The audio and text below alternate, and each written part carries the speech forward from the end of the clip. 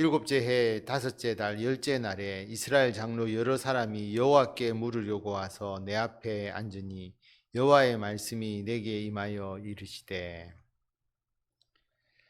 일곱째 해 다섯째 달 열째 날, 에스겔이 부름받은 후에 둘째 해임을 알 수가 있습니다. 이때에 이스라엘 장로 여러 사람이 하나님의 말씀을 묻기 위해서 에스겔 선지자를 찾아옵니다. 그런데 그때 하나님께서 에스겔 선지자에게 하신 말씀이죠. 인자야, 이스라엘 장로들에게 말하여 이르라. 주 여호와께서 이렇게 말씀하셨느니라. 너희가 내게 물으려고 왔느냐? 내가 나의 목숨을 걸고 맹세하거니와 너희가 내게 묻기를 내가 용납하지 아니하리라. 주 여호와의 말씀이니라. 하나님께 물으러 온 이스라엘 장로들에게 너희들이 나에게 묻는 것을 용납하지 않겠다라고 선언합니다. 그냥 묻지 말라고 하는 의미가 아니라 나의 목숨을 걸고 맹세하겠다라고 말씀을 하시거든요. 하나님께서 목숨을 걸고 맹세하는 것이 사실 있을 수 없는 일이잖아요. 그런데 의인화해서 우리가 이해하기 쉽도록 우리의 생명을 걸고 맹세하듯이 하나님께서 절대로 너희가 나에게 묻는 것을 용납하지 않겠다라고 말씀을 하십니다. 그 이유는 사실은 우상 숭배 때문이죠. 하나님 앞에 온전히 그들의 마음과 자신의 삶을 드리지 않고 우상 숭배를 행한 것에 대해서 하나님께서 책망하시는 말씀입니다. 4절에 보면 인자야 내가 그들을 심판하려느냐 내가 그들을 심판하려느냐 너는 그들에게 그들의 조상들의 가증한 일을 알게 하여.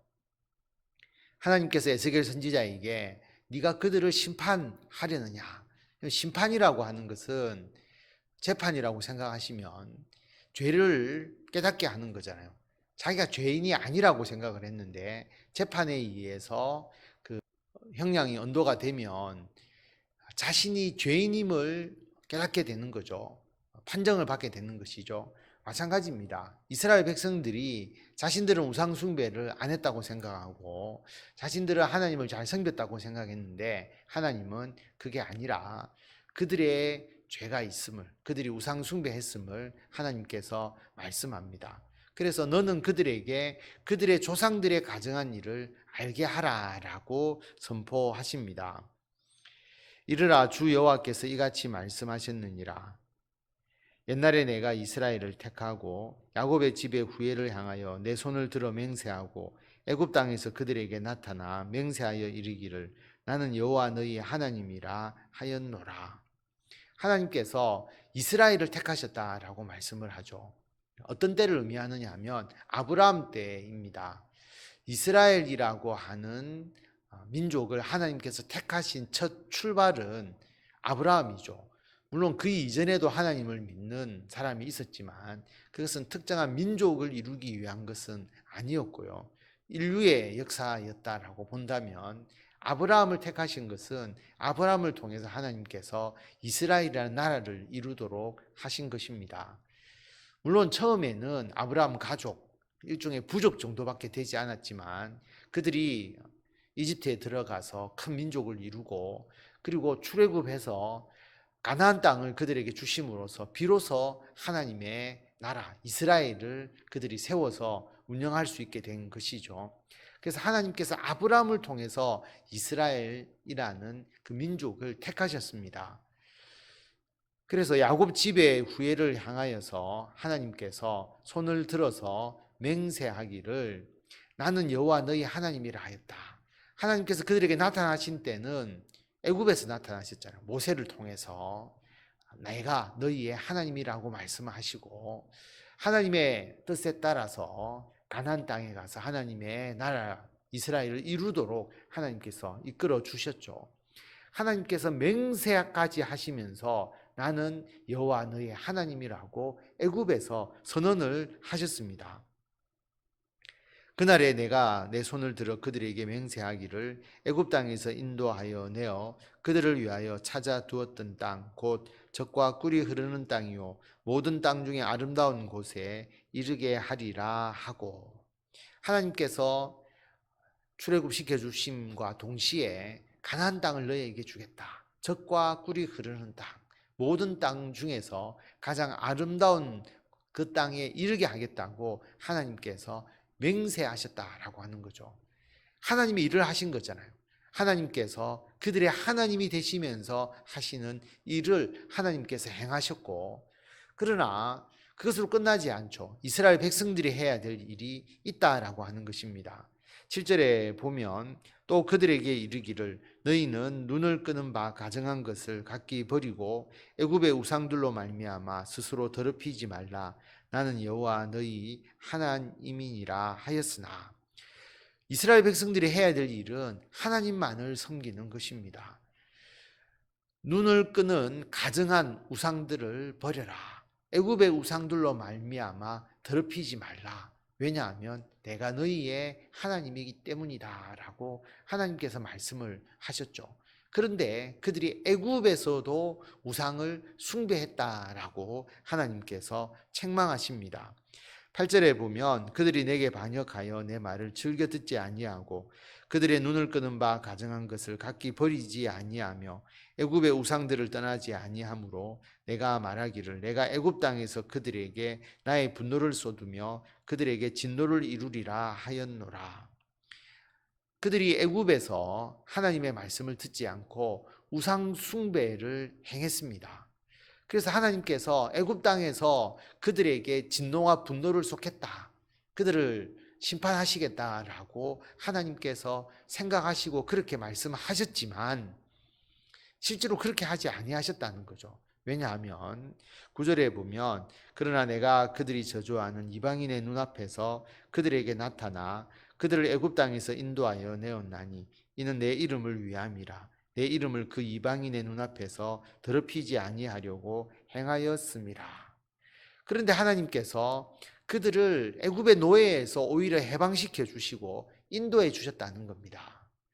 이스라엘 백성들은 자신들이 거룩해서 자신들이 하나님의 말씀을 잘 들어서 출애굽시켜 준 것으로 착각할 수 있지만 하나님은 그렇지 않다라고 분명하게 말씀합니다.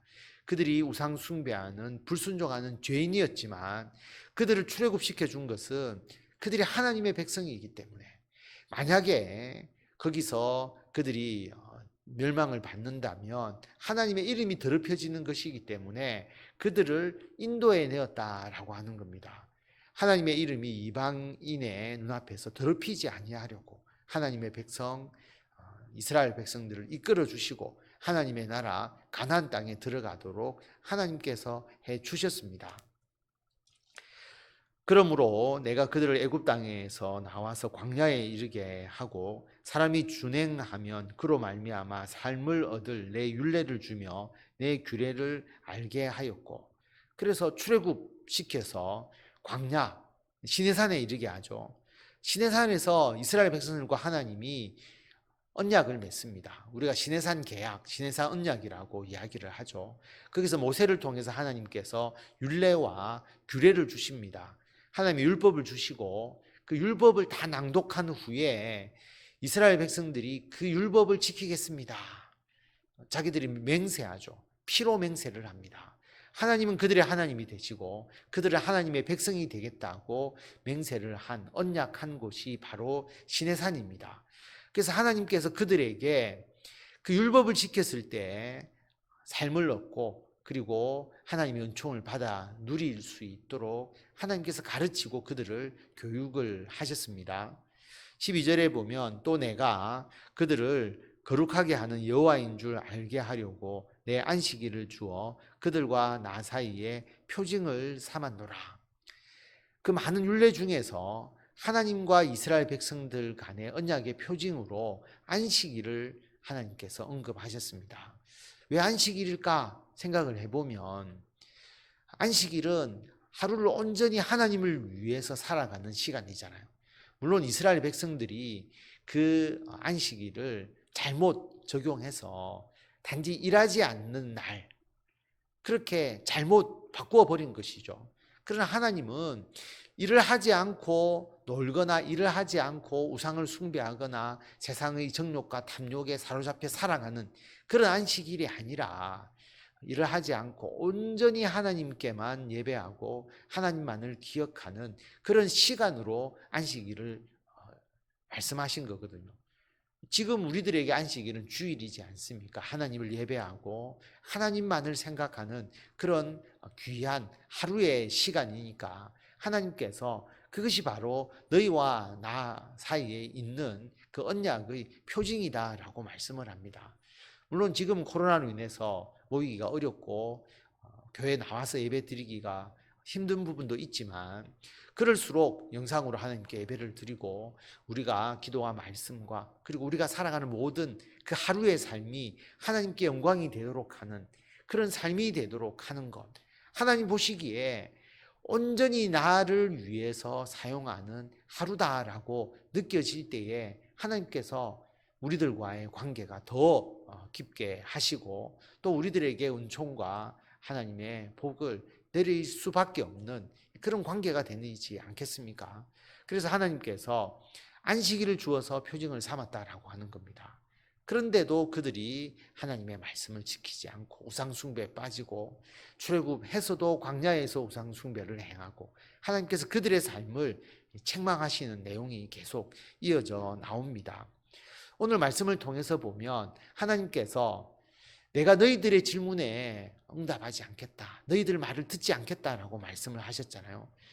우리와 하나님과의 관계가 단절되는, 하나님께서 우리들의 기도를 들으시지 않는 그런 요소가 무엇이냐라고 생각할 때에 결국 우상 숭배다라고 하는 거죠. 그런데 우상 숭배를 막연하게 어떤 미신을 섬긴다는 것만 생각하지 마시고 하나님과 우리 사이에 우리가 온전히 하나님만을 생각하고 하나님만을 섬기는 우리들의 마음, 안식일을 지키듯이 주일을 지키듯이 그 하루 동안이라도 하나님을 위해서 온전히 우리들의 마음을 다하는 것처럼 우리와 하나님과의 관계에서 이러한 간절함과 정말 하나님을 위하는 우리들의 삶과 우리들의 뜻이 없다면 하나님은 그것을 우상 숭배로 받아들이시는 거죠.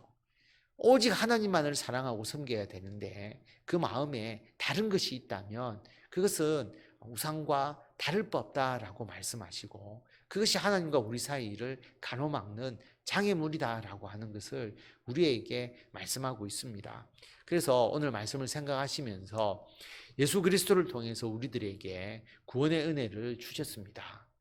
그의 아들 예수님의 죽음을 통해서 우리를 사랑하셔서 구원을 베풀어 주셨는데 우리는 그 은혜에 보답하는 마음으로 정말 하나님만을 위해서, 그리고 주일은 하나님을 예배하고 기도와 말씀을 통해서 오로지 하나님만을 생각하는 귀한 하루가 될 수 있도록 그렇게 하셔서 하나님의 뜻을 행하고 하나님의 영광을 세상 가운데 나타내시면서 주님의 거룩하신 사명을 이 땅에서 감당하시는 성도 여러분들이 다 되시기를 바랍니다.